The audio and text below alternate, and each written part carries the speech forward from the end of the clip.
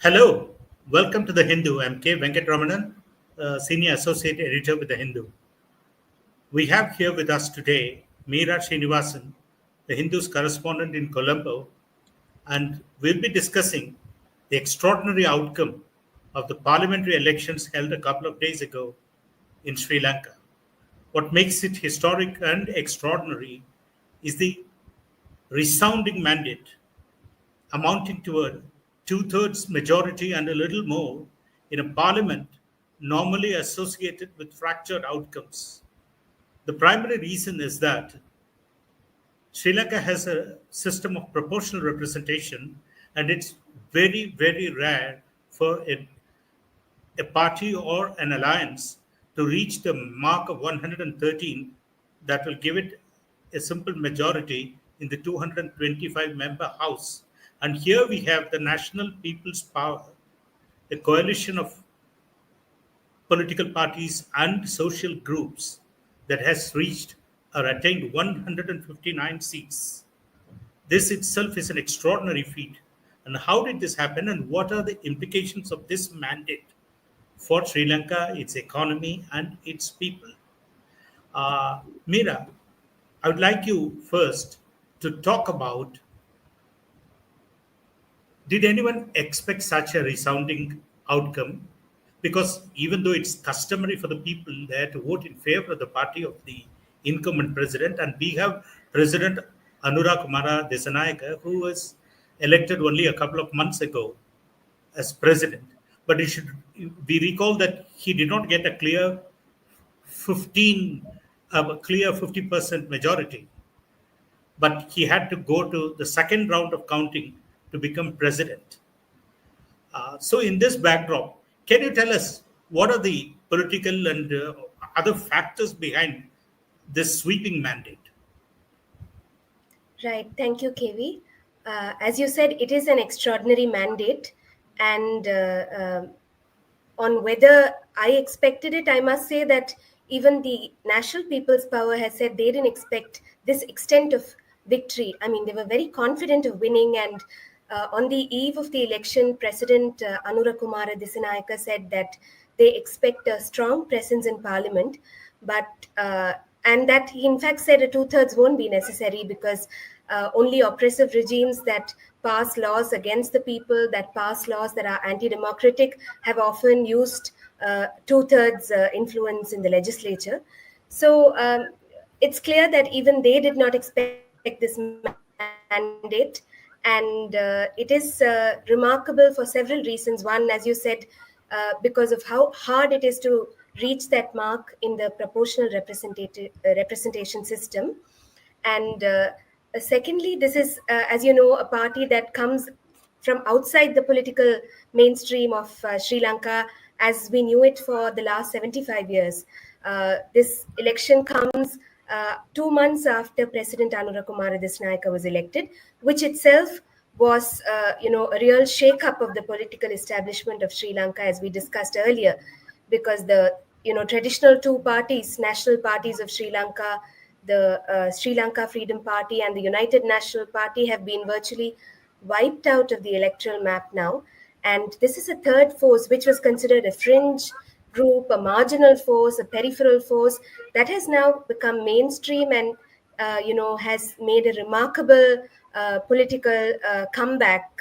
Not even a comeback, it's really new for them to capture this kind of power, because the chief constituent of the National People's Power is the Janata Vimukti Peramuna, the People's Liberation Front, which has its own history of trying to capture power through armed insurrections in 2 instances.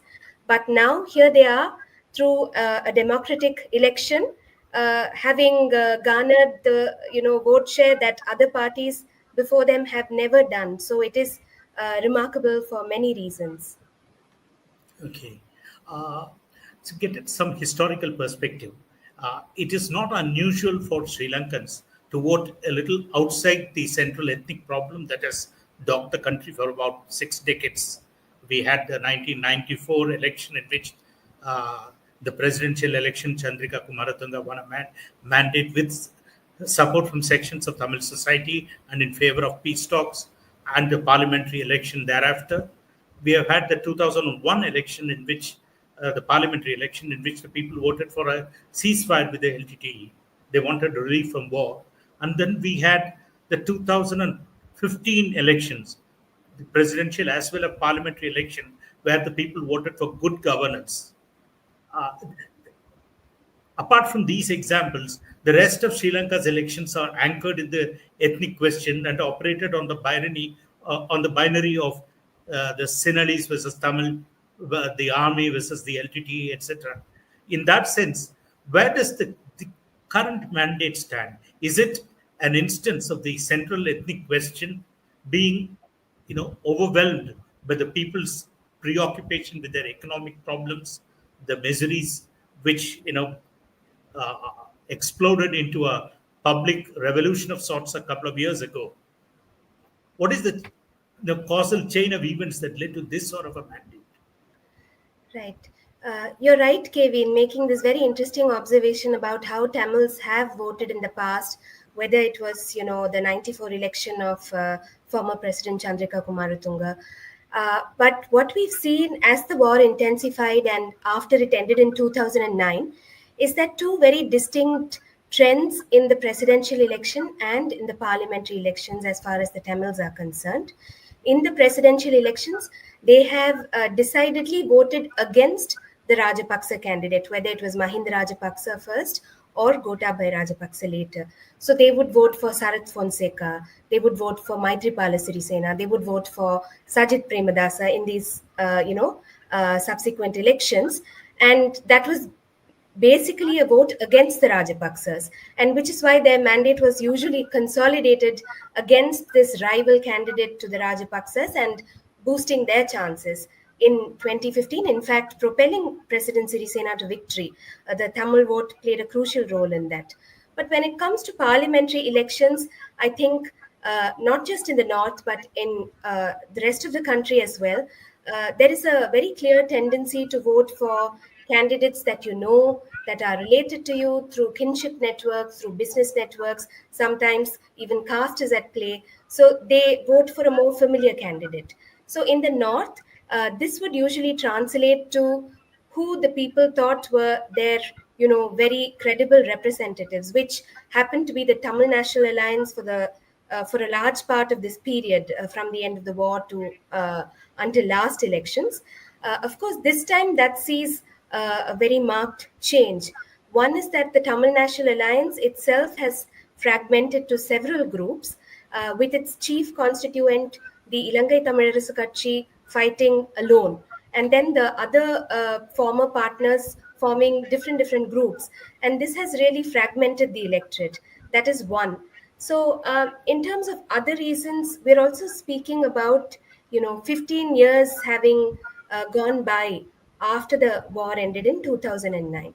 So the predominant assertions of Tamils after that time has, of course, been wartime accountability, uh, human rights violations. They want answers to that, answers to the enforced disappearances question. Then there is, there has been a very loud call for a political solution through a constitutional settlement, political settlement, to power devolution, the aspiration of self determination. Then the third would be meaningful development in the post war scenario where people have lost so much by way of assets, by way of livelihoods. So, reconstruction of the area has been another very important ask in the north and east in these 15 years. So, if you look at what has been addressed in these chief concerns, actually none has been convincingly addressed by the center, regardless of what promises different presidential candidates and leaders made. So, in one sense, the Tamil polity, TNA, which was the dominant formation all these years, has also had to pay a little bit of a price for the failures of the center that they sought to engage with to demand solutions for these three main concerns, right? That is one thing. The other is that this Tamil nationalist assertion by the TNA and several other parties has always privileged civil and political rights, the questions of accountability and political solution. And there is a widespread criticism among Tamil people living in the north especially outside of the main towns, especially in the Vanni, in the villages, that the Tamil polity did not adequately acknowledge their economic grievances, their livelihood challenges. So many Tamils have desperately left the country seeking jobs elsewhere. They've gone into cycles of very stifling household debt. So these questions they felt and said it was never articulated enough. The third would be that if you see in the previous parliamentary elections, a sizable section of the Tamil electorate would vote for candidates, Tamil candidates aligned to national parties. For example, Angajan Ramanathan from the Sri Lanka Freedom Party, or Douglas Devananda from EPDP, who was also invariably aligned to one of the national parties, mainly the Rajapaksas. So it was clear that a section of Tamils saw value in voting for them because they felt that maybe some of their aspirations to do with jobs or some livelihood opportunities were addressed by these candidates who had access to the center. And I think lastly, the National People's Power, the NPP, by its own admission and by the admission of President Anura Kumara Dissanayake in his rally in Jaffna last weekend, and we were there to cover it. So he said that last time during the presidential election, we did not put out our message effectively to all of you Tamil speaking people. Then he said the Tamil leadership too did not give you the message that we were in fact going to win, otherwise you might have voted for us. And he did admit that the party did not work as hard in the north and east as it did in the south. And then he said, now we would like to rectify that, and I want you to be stakeholders. And more consequently, he said, land that has been militarized and held by various state agencies like Archaeological Department and Forest Department, People's Land, State Land, will be released. So he started talking specifics, and he said political prisoners will be released. And then he gave a very detailed sort of pledge about how industries in the north and east would be revived. So in a sense, to answer your main question of whether the political question has been overwhelmed by other questions, I really don't think it's one or the other. I think people are also trying to say that while our political rights are important and we do believe that asserting that is crucial, it is not fair to ignore our economic concerns, which are also very much part of our day-to-day life. And in fact, the most pithy and powerful articulation of this position I've heard is from one of the women, a mother of a disappeared person, who once told us in Kilinochi that she said, yes, I'm a mother struggling to find my disappeared son. I'm agitating on a daily basis, but I also have to feed my other child. I have to make money. I don't have opportunities here. And so this is how people live. So I think their concerns are all, they exist together, and they are looking for solutions to all of these. Thank you. From what you say, I gather that in just a matter of couple of months, the Tamil people had changed their perception of the national people's power. But correspondingly, is there something in the south also? We have seen the gradual weakening of the mainstream Sri Lankan Sinhala parties in the south, and a new force has emerged. What accounts for this? Once again, is it a phenomenon among the Sinhalese speaking people that their economic concerns will now take center stage, and do they also feel the need for constitutional and electoral reforms, the implications of the concentration of power in the hands of the executive president? Were these issues also at play in the south? So, KV, you asked about the southern vote compared to the northern vote. Now, even in the north, we pick up that in one sense, this vote is a call for change and an expression of frustration with Tamil polity as it is. So, in the south, what we see is that the vote share of President Anura Kumara Dissanayake in the September presidential election was 42.3%. And in the November 14 parliamentary election, the party has got 61.56%. So there is a very substantial increase in the party and the formation's vote share even in the last 2 months, which is to do with even skeptics among Sinhalese being drawn to the president and his government in the last 2 months based on some of their actions. To start with, I kept hearing from a lot of people in the South, how they were very impressed with the very simple swearing-in ceremony that President Dissanayake had soon after his uh, uh, presidential election win. And this government has not resorted to big celebration or revelry or triumphalism. And even after this resounding mandate, many Sri Lankans remarked on social media how there hasn't been a cracker, firecracker, or anything of that sort to mark this victory. So people are taken in by what they see as a simple and a down to earth president and government. So, in terms of what really drove this vote, whether it was President Dissanayake or the NPP now, I think one of the dominant chants during the people's struggle, the Janata Aragale of 2022, and subsequently was, rooting out political corruption in Sri Lanka. So, in some sense, people saw political corruption as the root cause or the main sort of expression for their economic misery. They didn't get into what could have caused this economic downfall of the country using economic analysis. All they said was, okay, we are having to lead miserable lives because our political class was corrupt. They robbed our money. They lived comfortable lives, and they sort of took our peace away. Had been the dominant rhetoric.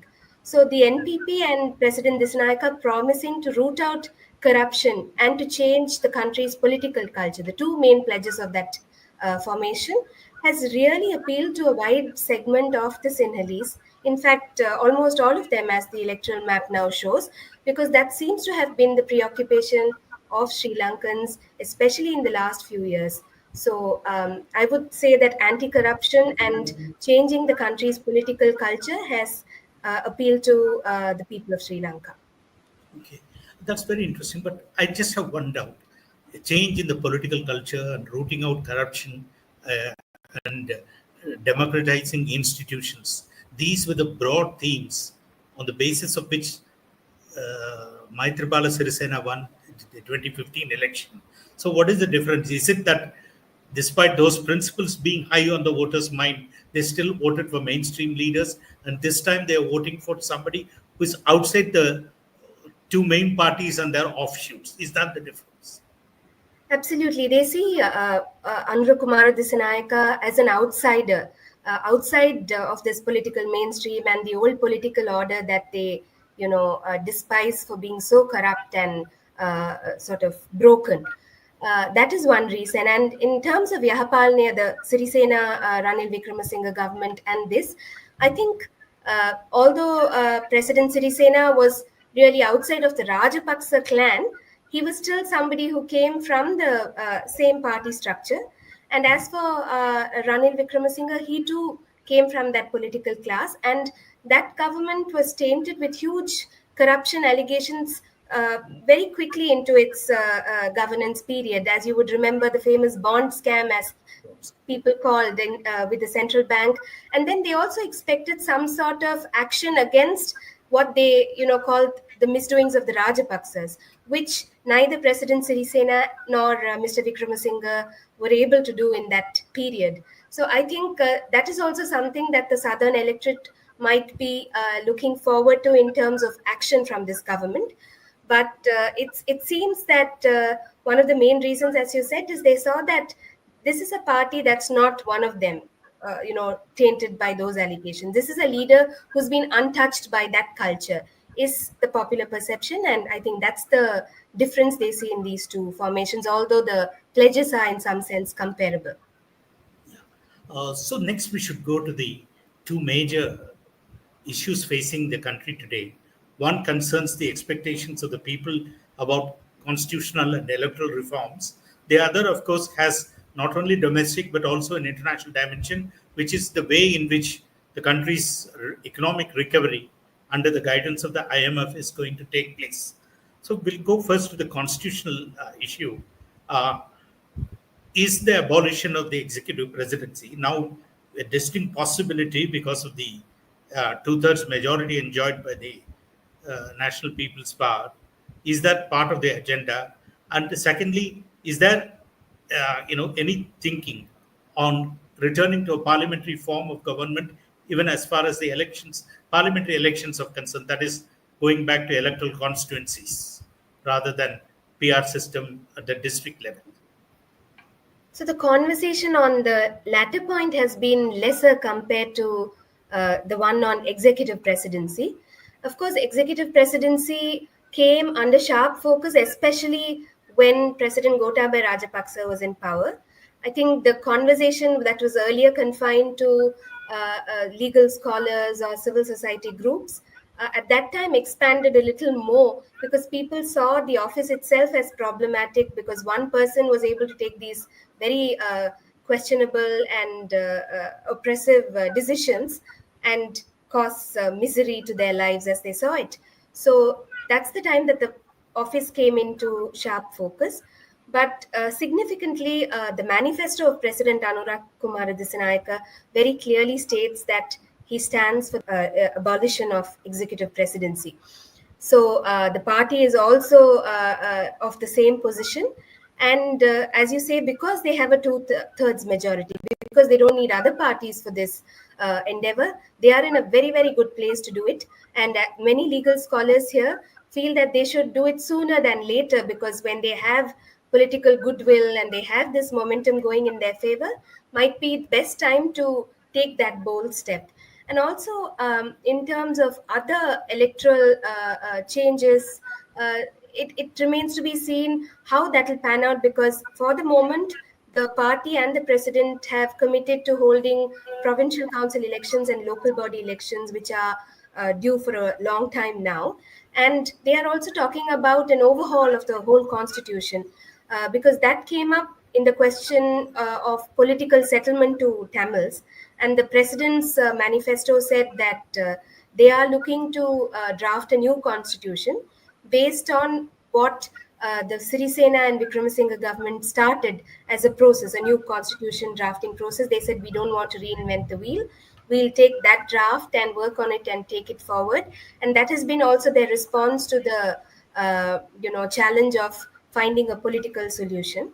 So there will be a constitution drafting process is the expectation because that's their promise.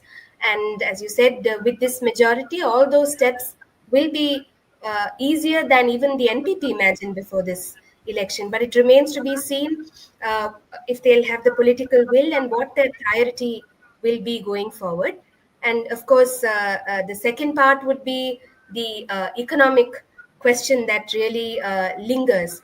Now, as you know, Sri Lanka is a part of an ongoing program with the International Monetary Fund, a 2.9 billion package, and they have already taken several austerity measures. The previous government has already introduced several of those that have inflicted considerable pain on vast sections of the population, especially the poor people of Sri Lanka. So, as far as this government is concerned, there was a lot of skepticism earlier because, as you know, the JVP's history tells us that they have Marxist roots, but the JVP's journey forward has also, the JVP's journey through all these years also tells us that they have witnessed several shifts over this time. And by way of a pledge in the election manifesto, the president and the party has said they'll continue engagement with the IMF. They will continue taking this program forward. If at all, they will amend certain clauses, especially those that speak to the requirement for austerity. And then they've also said that they will work a new debt sustainability analysis, which is what the IMF has determined as of now, to determine what sort of debt is possible and sustainable for Sri Lanka. So there are these pledges they have made. And in the last 2 months of President Disanayake's governance period, we've seen that their engagement has been very much on course. That started with the Vikramasinghe administration. We have not seen any drastic shift or deviation from that path. We have to wait and see how how this new government will unravel. On Monday, we're expecting the announcement of a new cabinet. Then we'll know what the government looks like. And once the president makes his first policy statement on 21st, as the parliament convenes, we'll also get a clearer sense of what their policy trajectory might look like. I suppose the real difference will be not in the details of how they renegotiate the IMF agreement, but in what improvement it will bring about in the condition of the people in terms of their tax burden, the prices of commodities, and the overall impact on their economic well-being. I suppose that's something that we have to wait for. Uh, Absolutely, KV, because the suffering that people have undergone in the last few years has been enormous, and this change is something they so desperately wanted, and the expectations are very high on this government, even for relief from this burden of cost of living, which still continues despite the IMF program. In fact, it has become worse since then. It has compounded. So people are looking for relief in these areas especially, and we'll know how that pans out in the following weeks, I think. And Meera, in recent times, you've been conversing with leaders of the JVP. You've met Tilvin Silva, the president, the party leader. You're constantly quoting Bimal Ratnayake, Vijita Herath, and the president himself. From your conversations, what is the sense you get of how they themselves view the enormous task at hand? Do they feel apprehensive about, making some core changes to their ideology? That is, they may have to live with an IMF regime, which I suppose they instinctively would have opposed over the last 20, 30 years as something that's dictated from outside. And there are already signs that they have not fully committed themselves to withdrawing the Prevention of Terrorism Act, because even though they wanted it repealed, they now there are signs that they may not do it totally, and because their commitment to national security is also there from the past. Will the hangover from the past, the probable compromises that they may have to make, do these factors weigh on their minds as they discuss things, and even relations with India and China, for instance? You know, of course, the JVP has long ago shed its suspicions about India, and they are engaging with India in recent times. But do these things have a sort of sense among them that they will have to make a series of compromises going forward in diplomatic terms, in terms of managing the economy, and in addressing the problems of Tamil minority as well as the Sinhala masses? Right. As far as the question of economic choices is concerned, KV, from my interaction with, as you said, the general secretary of the party or of some of its other members, I don't think that they see it quite as a compromise. Because one thing is that they have not been very, rigid about labeling themselves as, one thing or the other. They don't currently call themselves a Marxist party all the time, and they don't seek to identify or assert that particular political identity in a very emphatic way. So they also, repeatedly say that they've had to widen their appeal, and they've had to quote very, very different groups in Sri Lanka in order to be able to capture power, and that's what they've done successfully. In fact, even in his recent interview with us, Tilvin Silva said that you can't capture power without broadening your base and widening your appeal. What this really means in the Sri Lankan context is the JVP, which is the core of the NPP. I don't know if it's fair and helpful to see them as a working class party as they once were perceived, right? So they themselves have refashioned themselves to appeal to a very wide segment of the population. So I don't think they see this as a contradiction to their political ideology, this working with the IMF or making these choices as something that's in conflict with what they stand for today. Secondly, they also, I think, have expressed that pragmatically their choices are very limited in this kind of a crisis. Well, they've got a resounding mandate, but they've also inherited one of Sri Lanka's worst economic crisis, which is far from over. So just because there's an IMF program that's being implemented, it doesn't really put Sri Lanka in a very safe spot in terms of economic soundness. It's still precarious. It's still very, very fragile, this recovery. So their choices are limited. So I don't think that they will resort to drastic decisions in either completely rejecting an IMF program, but within what's possible, I think they'll have to make some tough choices, because the business community of Sri Lanka has emphatically backed them, is what we pick up. The Chamber of Commerce is very much with them. In fact, the gentleman who heads the chamber is a presidential advisor today.